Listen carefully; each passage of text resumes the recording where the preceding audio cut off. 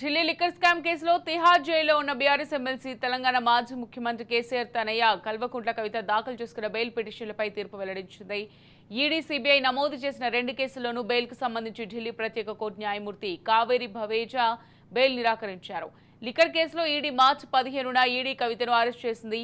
ఈ కేసులో జ్యుడిషియల్ కస్టడీలో ఉండగానే ఏప్రిల్ 11న సిబిఐ కూడా కవితను పీటీ వారెంట్తో అరెస్ట్ చేసింది. ఈ కేసులకు సంబంధించి కవిత వేర్వేరుగా బెయిల్ పిటిషన్లు దాఖలు చేసుకున్నారు.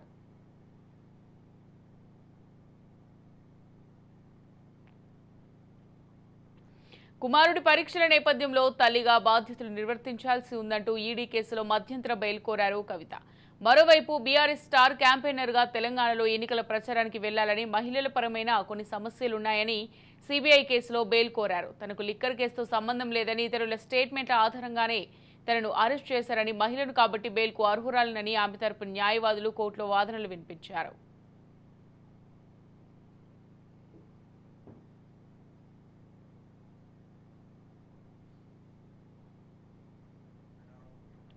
మరోవైపు ఈ 2 బెయిల్ పిటిషన్లు దర్యాప్తు సంస్థలు వ్యతిరేకించాయి.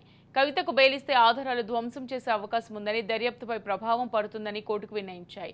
ఈ పిటిషన్లపై వాదనలు ఇప్పటికే పూర్తయ్యాయి. ప్రత్యేక కోర్టులో కవితకు బెయిల్ రాని పక్షంలో వెంటనే హైకోర్టుకు వెళ్లాలని కవిత తరపు న్యాయవాదులు భావిస్తున్నారు.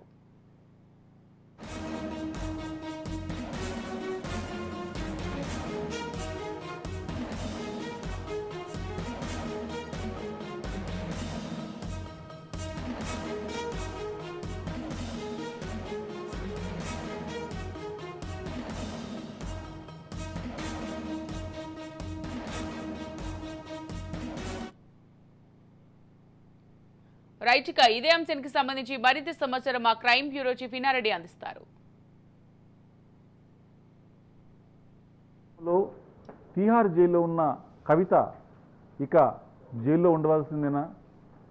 ఒకవైపున ఎన్ఫోర్స్మెంట్ డైరెక్టరేట్, మరోవైపున సిబిఐ 2 కేసుల్లో కూడా బెయిల్ నిరాకరించడంతో ఇక ఆమెకున్న 2 ఆప్షన్స్ కూడా ఇకపై ఆమె జైల్లో ఉండాల్సి వస్తుందని చెప్పన్న విషయం మీద ఖచ్చితంగా క్లారిటీ వచ్చింది.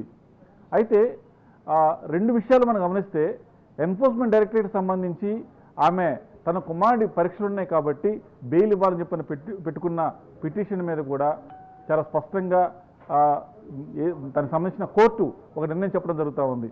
దీంట్లో ఎన్ఫోర్స్మెంట్ డైరెక్టరేట్ చాలా కీలకంగా ఈ కేసులో ఢిల్లీ లిక్కర్ స్కామ్లో కవిత రోల్ చాలా కీలకమైనది. ఆమె ఈ విషయంలో సౌత్ సదరన్ గ్రూప్ సంబంధించిన వ్యవహారంలో కావచ్చు, వాళ్లకు ముడుపులు ఇవ్వడంలో కావచ్చు, తర్వాత ఈ పాలసీ వ్యవహారంలో కూడా ఈమె ఇన్వాల్వ్మెంట్ ఉంది కాబట్టి ఒకవేళ కనుక ఈమెకు బెయిల్ ఇస్తే ఖచ్చితంగా సాక్షులను ప్రభావిత అవకాశం ఉంది కాబట్టి ఎట్టి పరిస్థితుల్లో బెయిల్ ఇవ్వద్దు అని చెప్పేసి అన్న విషయాన్ని ఖచ్చితంగా ఎన్ఫోర్స్మెంట్ డైరెక్టరేట్ కోర్టులో చెప్పడం, ఆమె బెయిల్ నిరాకరించడం జరుగుతూ ఉంది. అలాగనే మరోవైపున దీనిలో మనం గమనిస్తే ఈడీ మార్చి 15న కవిత అరెస్ట్ చేసింది. అలాగనే ఇదే కేసులో జ్యుడిషియల్ కస్టడీలో ఉండగానే ఏప్రిల్ 11న సిబిఐ కూడా అరెస్ట్ చేసింది. మరి సిబిఐ విషయంలో కూడా ఆమె కస్టడీలో ఉంది కాబట్టి ఆ విషయంలో కూడా మరోసారి బెయిల్కి ప్రయత్నం చేసింది కవిత. ఎలక్షన్ సమయం కాబట్టి, నేను దీంట్లో పార్టీలో కీలకంగా ఉన్నాను కాబట్టి ఖచ్చితంగా క్యాంపెయినింగ్లో పాల్గొనే అవకాశం నాకు ఇవ్వండి, నాకు బెయిల్ ఇవ్వండి, ఒక మహిళగా కన్సిడర్ చేయని చెప్పేసి అన్న విషయాన్ని కూడా ఏసీబీ అరెస్ట్ చేసిన కేసులో బెయిల్ పిటిషన్ దాఖలు చేసినప్పుడు కూడా చాలా స్పష్టంగా దీంట్లో సిబిఐ చాలా స్పష్టంగా చెప్పింది, ఎట్టి పరిస్థితుల్లో ఈమె గనక బెయిల్ ఇస్తే ఖచ్చితంగా సాక్ష్యాలు తారుమారేసే అవకాశం ఉంది.